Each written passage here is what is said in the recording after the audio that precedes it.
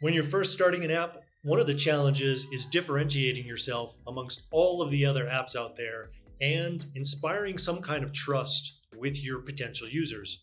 Now, one of the best ways to inspire trust is to borrow it from one of the biggest brands in the world, Apple, and allow them to handle your user sign up and authentication.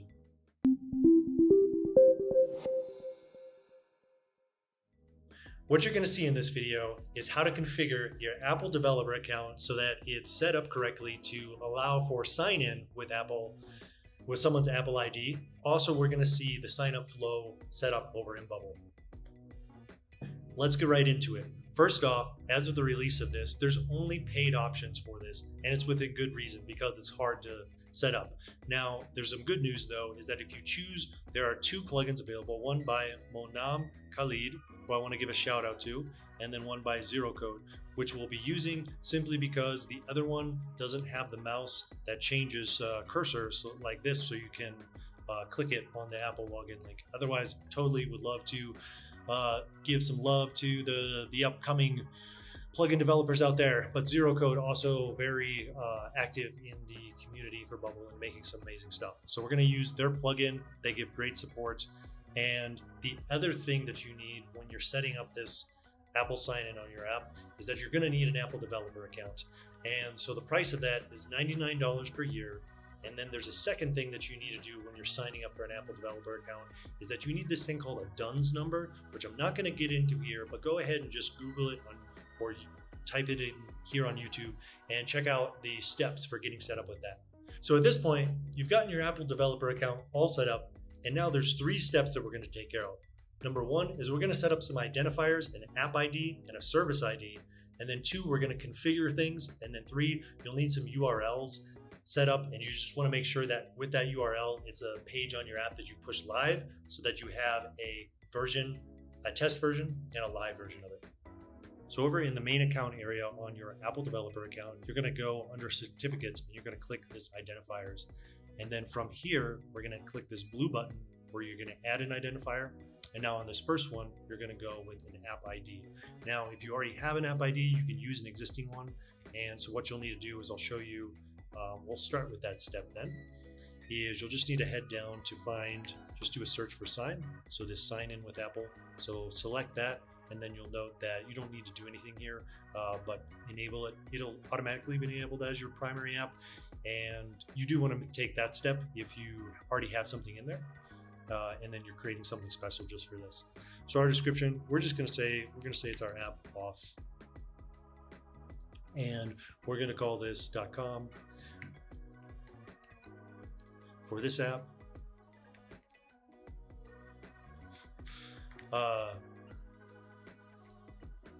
And there's just a nomenclature amongst apps and convention where it's written backwards, but this is actually not super important.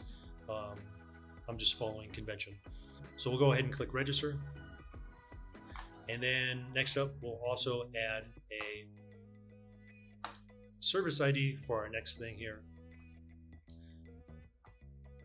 And then on this one, there's 2 steps. So we'll just say this again is the app auth. And we're going to go with just 1 on this, just so that there's difference between them. And then this one, you want to copy and save for later because we're going to use that. And then we'll go ahead and click register. And then we'll take one more step here before we're ready to go and be off and running in Bubble. So just come back in here and click enable under this and then click configure. So this domains and subdomains. Now, if you're already on a domain, meaning you have a custom domain, just go ahead and type in your URL there, just like this, nothing else on it. And then for your return URLs, you do want to specify, and you want to be certain about your www, because if you ever see an error where it's like invalid redirect URL, or return URL rather, it's going to be one of 2 things, and this is one of them, and I'll point out the other one as well. So version test, and then we'll just say Apple. Now, at this point, you actually need to have this page available on your app, and I'm just going to have this set for test live and then the actual real live. And so the format here is actually comma, space.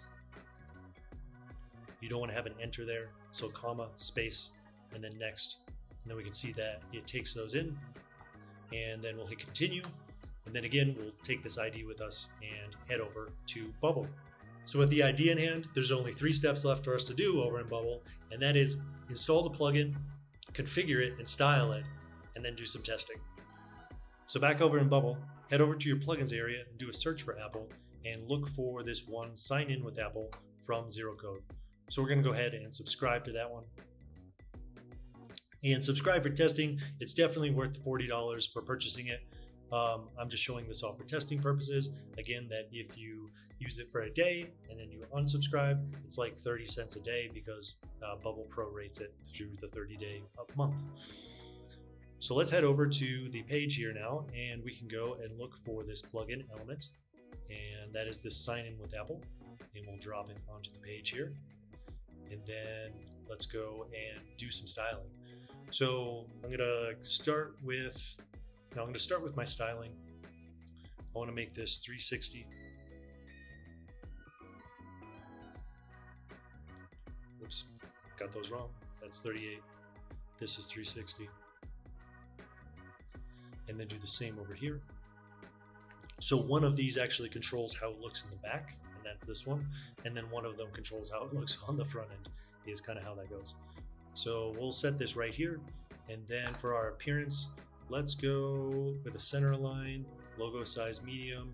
We'll say that we want it to have a border radius. I noticed that you actually kind of need double with this one. So my other ones have 8. So I'm going to go with 16 on it. And then we're going to go white for the color, enable border. And with that one enabled, I do want to update just the styling on mine to note that I want them all to match. So I'm going to go ahead and do that. And then next up for the language, I'm going to choose English.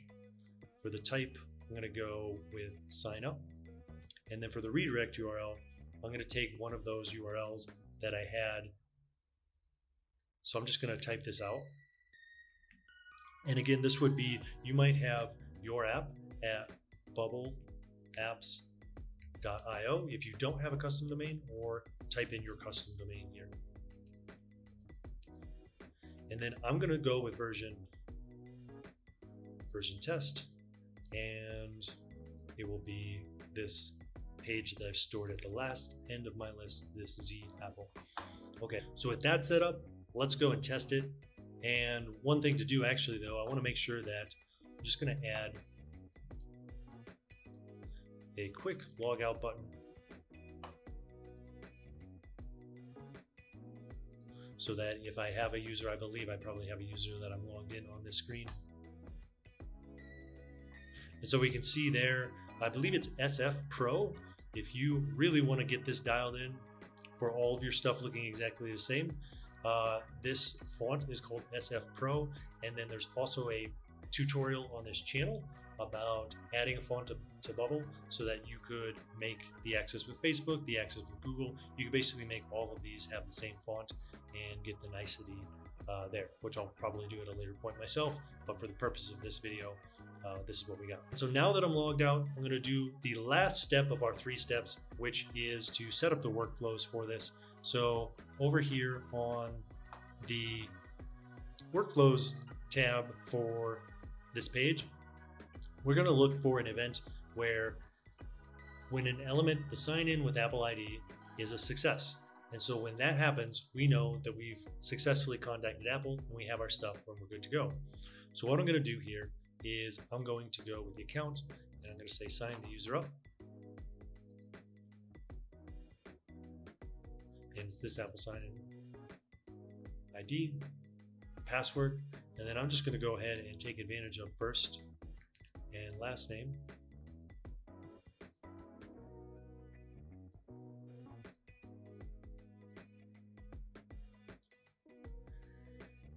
And then we don't need any password combination. And then we're going to do this. So there's a couple ways that we can set this up. But first off, let's just show this one. So we're going to do search for the user where the email is this email. And we're going to look for a count of how many of those users are. And when the count is 0, means we don't have this user in our database Therefore, let's sign them in. With that set up, what I'm going to do is I'm just going to go, rather than changing the UI and requiring them to click another button, even if they meant to sign up but they already have an account, I'm just going to have it log the user in. And then in this case, I'm going to do it when,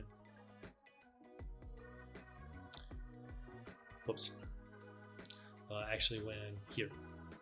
So when it is not 0.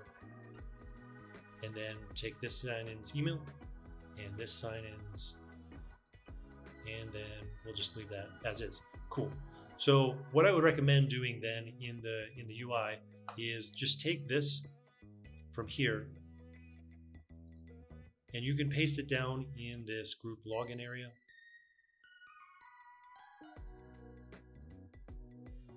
And then change this one.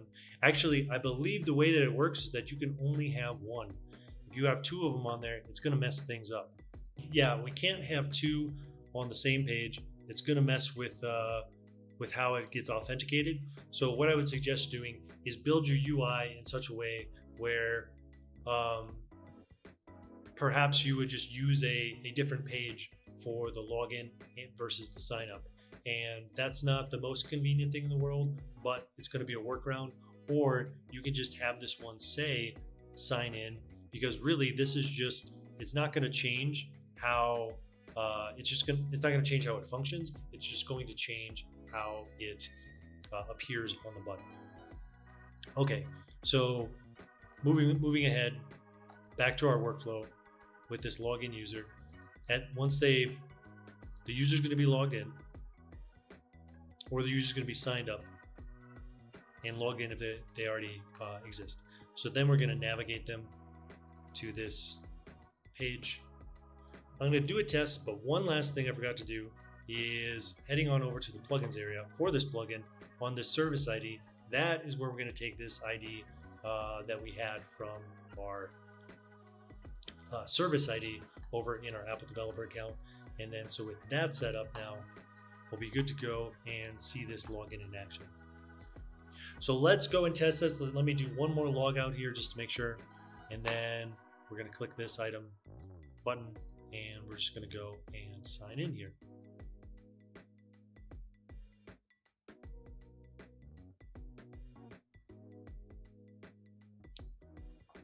And then we'll get this prompt that lets us continue through.